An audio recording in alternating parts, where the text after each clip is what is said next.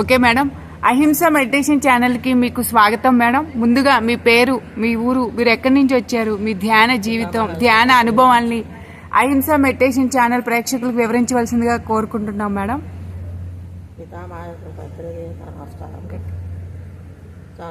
నమస్కారములు. నేను కెనడాకి వచ్చి సంవత్సరాలు అయింది. ఆరోగ్య సమస్యల వల్ల మెడిటేషన్కి వచ్చాను. మెడిటేషన్ చాలా చాలా బాగుంది.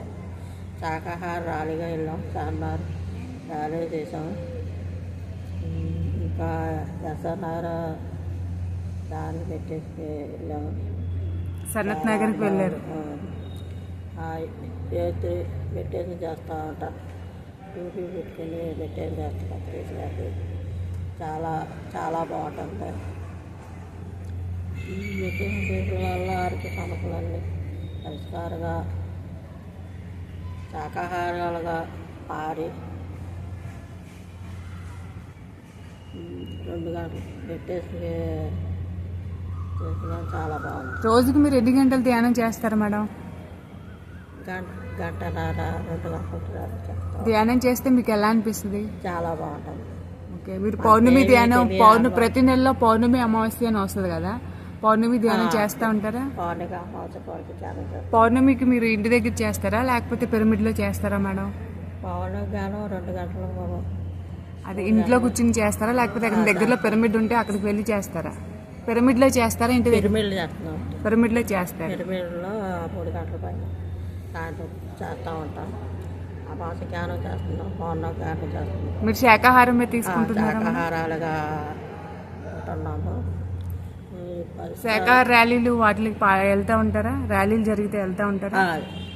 ధ్యానం జరిగితే వెళ్తున్నాం, అన్నీ చేస్తున్నాం. చాలా బాగుంటుంది. ఇక ర్యాలీకి మీరు ఎవరైనా కొత్త వాళ్ళకి ధ్యానం నేర్పిస్తూ ఉంటారా మేడం? కొత్త వాళ్ళకి ఎవరికైనా ధ్యానం గురించి చెప్తా ఉంటారా మీ ఫ్రెండ్స్కి కానీ? వాళ్ళ అంటే మాకు అక్కడ ఎవరు లేదు. సరఫ్ నగర్ పిరమిడ్లోకి వెళ్ళి చేసి వస్తాం. చాలామంది చేసుకుంటూ ఉంటాం.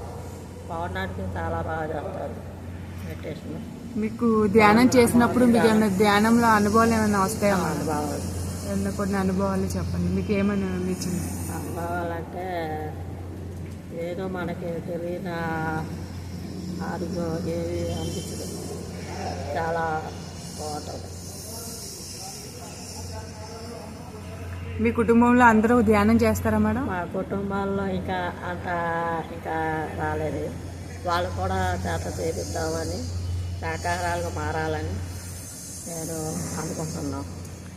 కొన్ని గ్రామాల్లో మేడం ఇప్పుడు అమ్మవారి పేరు చెప్పి జంతుబళ్ళు ఇస్తూ ఉంటారు. ఇంకా అనాగరికంగానే ఉన్నారు ప్రజలు చాలా మంది కదా. వాళ్ళ గురించి మీ అభిప్రాయం ఏంటి? కరెక్ట్ అంటారా జంతుబళ్ళు ఇవ్వడం? అప్పుడప్పుడు మా పెద్ద అబ్బాయి కూడా ధ్యానం అప్పుడప్పుడు చేస్తూ ఉంటారండి. ఇది కూడా కొంచెం చాలా ఎక్కువ చేయాలని జ్ఞానం మా ఇంట్లో కూడా అనుకుంటున్నాను. నేను చాలా ఇదిగా బాధగా ఉంది. ఇవన్నీ జ్ఞానంలోకి వచ్చాక కొంచెం బాగుంటుంది. అన్ని పరిష్కారాలాగా తీస్తూ ఉన్నాయి. బాధలో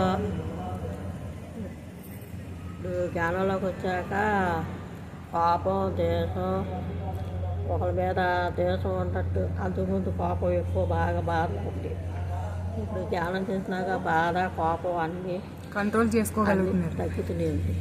నాకు కొంచెం ప్రాబ్లంగా ఉంటుంది. ఈ జ్ఞానంలోకి వచ్చే ప్రాబ్లం అంతా కొంచెం కంట్రోల్ అవుతుంది. మనం జ్ఞానం వల్ల చేస్తుంటే మనకు అనుభవం అన్నీ మనకి పరిష్కారంగా చూసుకుంటాం. పితామహ పత్రిసి స్వర్ణమాల అమ్మగారికి నమస్కారం. ఓకే అమ్మ, చక్కగా మీ అనుభవాల్ని అహింస మెడిటేషన్ ఛానల్కి పంచుకున్నందుకు చాలా ధన్యవాదాలమ్మా. Thank you.